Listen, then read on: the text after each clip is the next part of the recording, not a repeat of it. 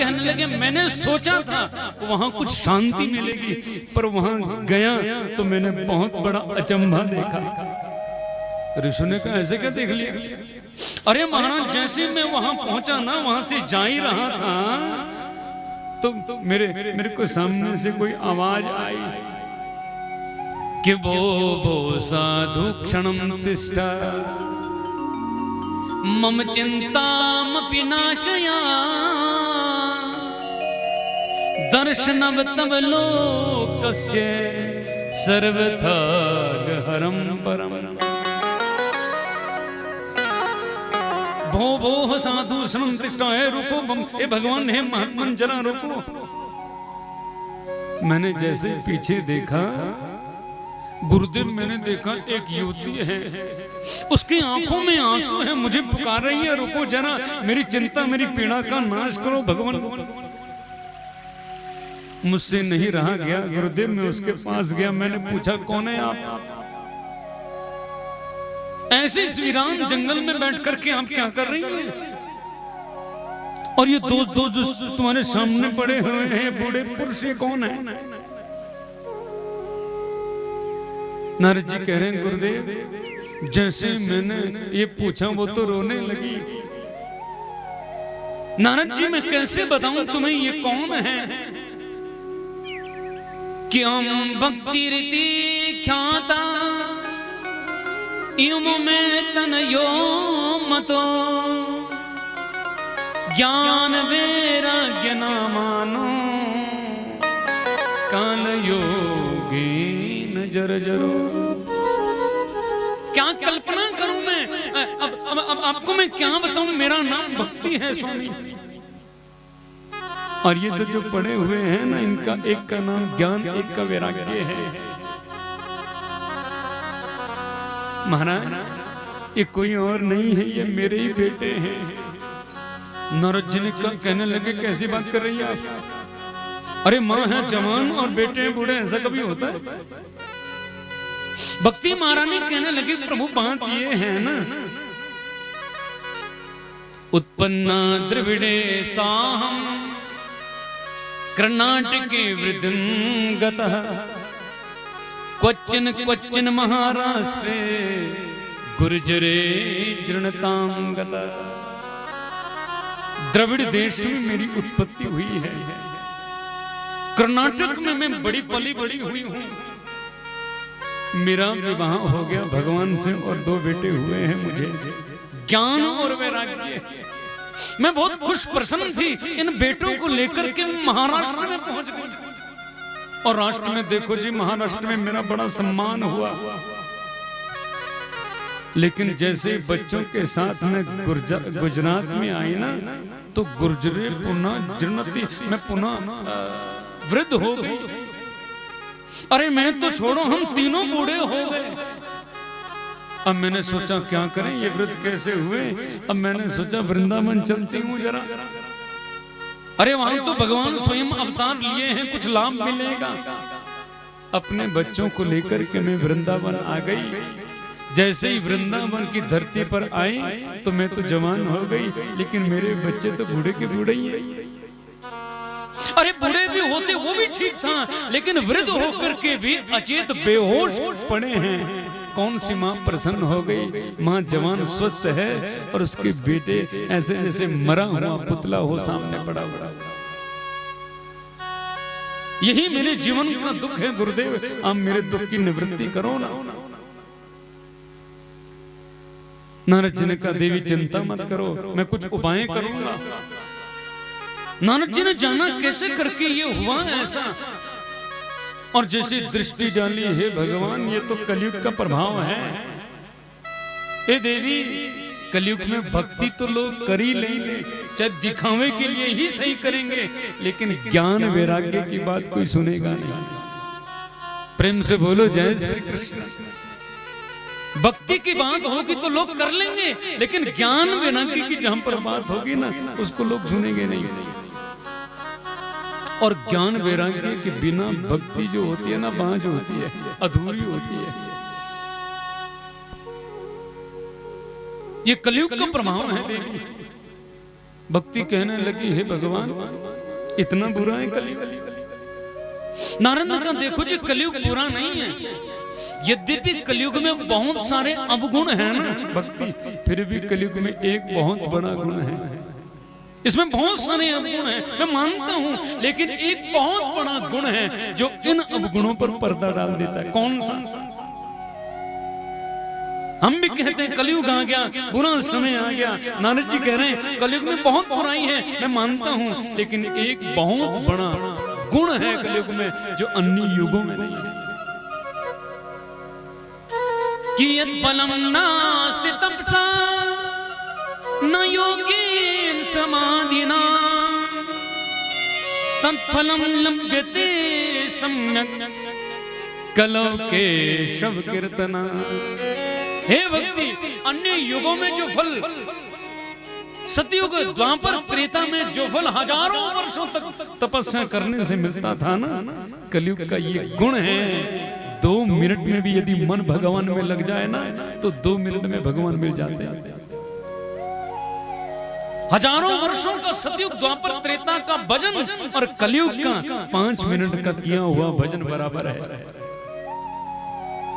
यत् फलं नास्ति तपसा, तप से योग से जो भजन किया है उसका भी वो फल अन्य योग के में नहीं है, जो कलयुग में केवल कृष्ण के कीर्तन से मिल जाता है, भगवान के भजन से जो मिल जाता है। इसलिए देवी मैं कुछ ना कुछ तो करूंगा। और नारद जी ने क्या किया, मंत्रों को जपना प्रारंभ कर दिया। जितनी देर माला जपे उतनी देर तो ज्ञान वैराग्य उठ जाए, और माला जैसे बंद करी तो पीछे लुढ़क गई। नारद जी ने कहा, हो शायद माला से नहीं हो तो पाठ पढ़ा, गीता पाठेर मुहुर मुहुर, बार बार गीता का पाठ किया। जितनी देर पाठ होता दोनों के दोनों बैठ जाए और पाठ खत्म तो लुढ़क जाए। नारद ने कहा, तो समस्या है भैया, अब 24 घंटे इनको कैसे सुनाएं, क्या करें? अब क्या करें, कुछ तो करना पड़ेगा ना। परेशान हो गए नारद जी, कैसे करके इसको समस्या का समाधान करूं मैं? हे भगवान, कुछ तो दृष्टि दो।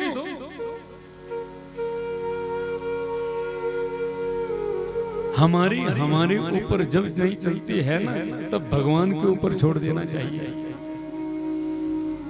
नारद जी ने कहा, प्रभु कुछ तो करो। तो आकाशवाणी हुई, किए तदर्थे सत्कर्मं सुरनशे तुम समाचरा तत्ते कर्मा विधास्यन्ति साधवः साधुभूषण। हे नारद, कोई सत्कर्म करो, ज्ञान वैराग्य को युवा अवस्था प्राप्त हो जाएगी, आनंद में रहेंगे। मैंने कहा वो सत्कर्म है क्या? तो साधवा साधु, ये तो तुम्हें कोई महात्मा ही बताएंगे। नारद जी सनकादि ऋषि मुनियों को अपनी कथा सुना रहे हैं जी। जैसे मैंने ये सुना, मैं वहां से भागा, टेंशन में तो था ही, आप मिल गए ना। अब आप बताइए वो सत्कर्म क्या है जिसकी बात आकाशवाणी नहीं करी? वो सत्कर्म कौन सा है? क्या मैंने गीता पाठ पढ़ा वो सत्कर्म नहीं? मैंने जपा क्या वो सत्कर्म नहीं है? अनेक मैंने वेदों को पढ़ा, क्या वो सत्कर्म नहीं है? उपनिषदों को मैंने सुनाया, क्या वो सत्कर्म नहीं था? अब ये कौन से अलग सत्कर्म की बात करी है? और आप मेरा मार्गदर्शन कर सकते हैं गुरुदेव, ध्यान से सुनना। सनकादिक ऋषि मुनि बता रहे हैं, हे नारद, वो कौन सा सत्कर्म? क्योंकि जो तुमने पढ़ा यद्यपि वो सत्कर्म है, लेकिन फिर भी वेद उपनिषदां सारा जाता भागवती कथा। वेद उपनिषद का जो सार है ना नारद, वही भागवत की कथा है। ये सार है, ये निचोड़ है। जैसे हम जानते हैं ना कि चीनी गन्ने से बनती है, गन्ने से बनती है ना चीनी, गुड़ गन्ने से बनता है। अब हमें चाय बनानी है, आप सोचो चीनी कौन लाए, कौन दुकान पे जाए, डिपो में जाए, कौन चीनी लाए? यही गन्ना लगा है इसके वीरेंद्र के घर के आगे, गन्ना छीला, चाय में डाल दिया, चाय बन जाएगी। कभी कोई बढ़िया वो आपके तो पता नहीं बनाते, हमारे हिमाचल में बहुत मतलब खिंडा खाया आटा गुड़ से बनता है। हमने सोचा क्यों नहीं हमने खिंडा आटा खाना है, क्यों ना हम गुड़ कहाँ जाए, कौन गुड़ लाए, गन्ना लिया उसमें डाल दे, बन जाएगा क्या? वेद उपनिषदाम सारा जाता भागवती कथा अमूलांगे रसस्तिष्ठानास्ते न स्वाद्यते यथा। जैसे गन्ने से ही चीनी गुड़ बनता है, लेकिन गन्ने का प्रयोग चीनी की जगह नहीं किया जा सकता, इसी प्रकार वेद पुराण शास्त्र गीता ये मंत्र ये सब कर्म तो हैं, लेकिन सत्कर्म कब होता है? जब इन सबको इकट्ठा मिला करके इसका निचोड़ निकाला जाता है, सार निकाला जाता है, तो वो सत्कर्म बनता है। और नारद उसका नाम है भागवत। इसलिए भागवत की कथा उनको सुनाओ, उनकी मुक्ति हो जाएगी, पुष्ट हो जाएंगे। नारद ने कहा हम कैसे सुनाए महाराज, हम तो एक जगह कहीं बैठ ही नहीं सकते, इसलिए आप ही कष्ट कर दो ना। सनकादिक ऋषि मुनि ने कहा भैया देखो हम तो भजन करते हैं, ये कथा वथा हमें ज्यादा अच्छी लगती नहीं है, यहाँ आनंद बैठ करके भजन करेंगे। नारद ने कहा जल्दी करो ना महाराज, समय भी हो रहा है। सनकादिक ऋषि मुनि को लेकर के नारद जी पहुंच गए हरिद्वार में, आनंद घाट में बैठ करके कथा हो रही है। सनकादिक ऋषि मुनि कथा कर रहे हैं, नारद जी मुख्य जजमान बने, कथा हो रही। किसके लिए? ज्ञान भक्ति वैराग्य जो कहाँ है वृंदावन में, उनके लिए कथा हो रही है। वो तो बूढ़े पड़े हैं वृंदावन में। पहले दिन की कथा प्रारंभ जैसे ही हुई, अभी 2-4 घंटे ही हुए थे कि उतने में पंडाल के पीछे देखा 3 लोग आ रहे हैं। कौन? ज्ञान भक्ति वैराग्य, और अब बूढ़े नहीं हैं जवान हैं, और केवल आ ही नहीं रहे हैं, नाच रहे हैं, गा रहे हैं। श्री कृष्ण गोविंद हरे मुरारे नाथेति नामानि मुहुर्वदन्ति। श्री कृष्ण गोविंद हरे मुरारे कीर्तन करते हुए नाचते गाते आ रहे हैं। भक्ति महारानी का स्वागत हुआ, 7 दिन तक कथा चली। कथा जैसे पारायण हुई तो भगवान कृष्ण साक्षात आए हैं। बोले कन्हैया लाल की। सबको आशीर्वाद दिया। भगवान ने सबको कृतार्थ किया। सनकादिक ऋषि मुनि से पूछा मांगो तुम्हें क्या चाहिए? सनकादिक ऋषि मुनि ने कहा प्रभु एक कृपा कर दो, आज के बाद जब भी कहीं भी कथा हो आप उन भक्तों के हृदय में जाकर के विराजमान हो जाओ, आप उन भक्तों के हृदय में जाकर के बैठ जाओ।